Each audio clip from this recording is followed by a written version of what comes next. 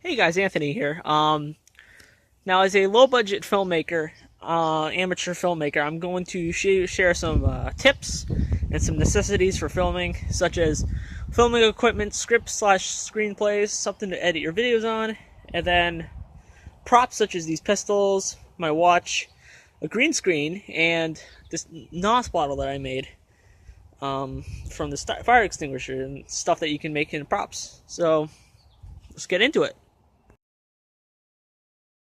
So yeah, we're just gonna go through the basis of making movies as your screenplays. So the screenplays will be a critical part of making your movies.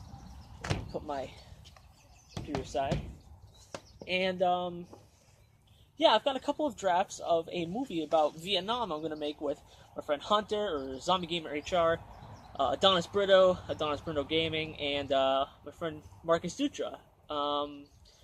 Midnight Plays. So I've got a couple of drafts here. You're gonna have to make a couple of drafts when you make your movie, just so you can get everything situated. So pretty much you make a test draft. I've got a test draft right here. It's like 16 pages long. Just got a whole bunch of stuff.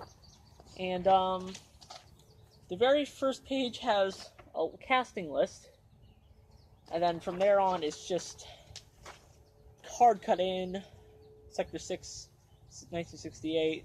Vietnamese jungle, and then it just does a description. So I'm not going to get too far into the scripts right now. But then now I've got my second draft, or this could be considered my first draft as well. So I've got my second draft here, and this one's got a way more concept, I can't remember the word, but way more complex casting list. It's got locations and props and stuff like that, and then it's a couple more pages longer, and this still isn't my final draft, so I'm going to definitely be adding things into the movie, and I'll definitely be going over a few,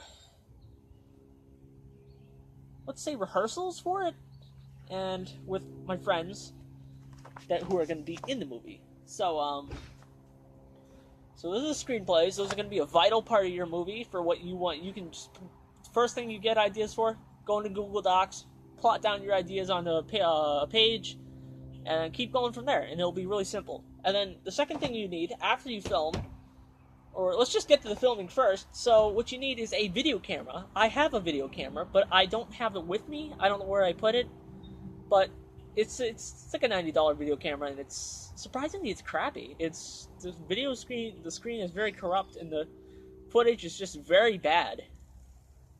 That's my brother back there. It's just really bad. I just use my phone, which my smartphone, which I'm filming on right now.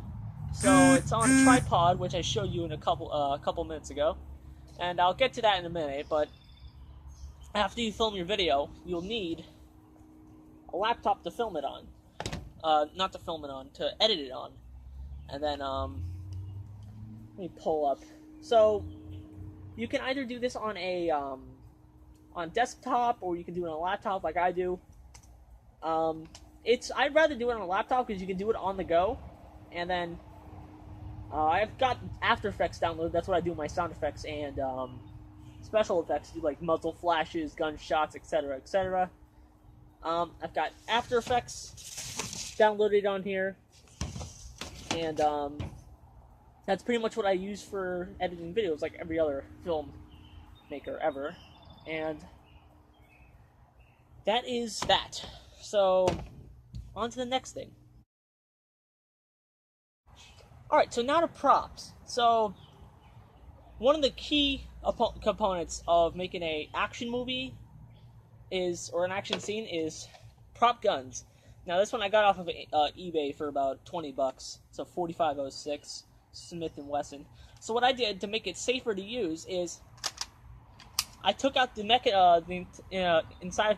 internal components to make it so it doesn't fire. I can just install them back in whenever I want to use it, or my dad wants to use it, or something like that. It's just a $20 Springer, nothing important. But this is a good choice for low budget filming, because slide goes back, camera goes down. It's not double action like the real thing though. So got the safety. But yeah, I took out the internal components so it wouldn't fire, but slide, you can still rack the slide. And another one I've got here, a 1911. I forgot the magazine for it, but doesn't really matter right now. I respray painted this one. It was originally this ugly brown color. I kept the grips brown, but it was originally this really ugly brown color, so I painted it this gunmetal color to make it look like more of the GI 1911s that were used in like World War II, World War I, Vietnam, etc., etc. That's another good prop I have. I'm definitely going to be using that in my Vietnam movie. Another one is a very small prop. This is actually my watch. This is what my soldier character is going to be wearing in my Vietnam movie. I'm going to call it the Jungle. It's just a very small prop. It's not really era accurate, but it's a good, let's say, placement. It's a good placeholder for an actual watch from that era, and that's just what I have. It's a Luminox watch.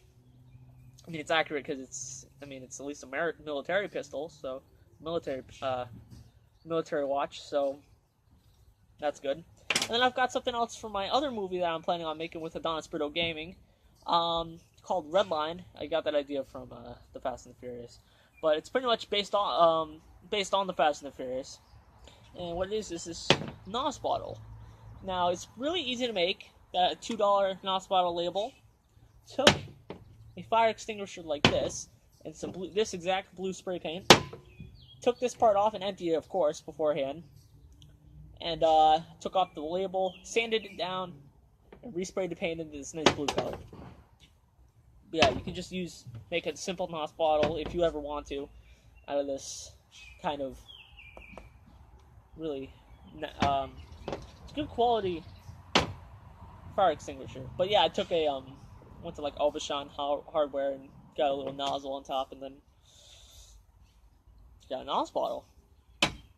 Yeah, those are just some props that you could use, and there's not all the things you could use. There's definitely more that you could use in props, like costumes for characters, costume design, but that's just a few little components that you could use. So, on to the last component, and let's get to it.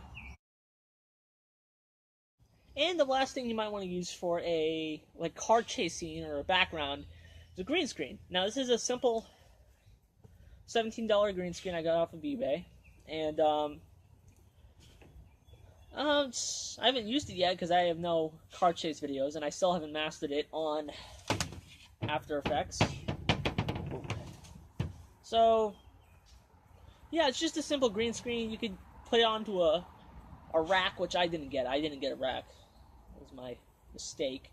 I should have gotten one because I need to now make one from wood or something like that, like a coat rack or something, and I could just hang it over next to a car and film a car chase scene. I might do that in the future. That'd be a pretty fun idea. But yeah, it's just really simple, just a green screen. Go in After Effects, do the keying, light, stuff like that, and then just there's like tons of videos of green screen effect videos on YouTube that you could just look up, like how to do it and stuff like that. Like Film Riot, they do a lot of that stuff. Give them a shout out. Yeah, just a green screen. Green screen's all you need for After Effects too, but green screen is one of the key items for making a car chase scene or a background. So, yeah. So those were it's just a couple of tips and necessities for making a low-budget film. Hope you enjoyed. Please like and subscribe. I hope this was helpful to you, and I'll see you later in our later videos. See ya.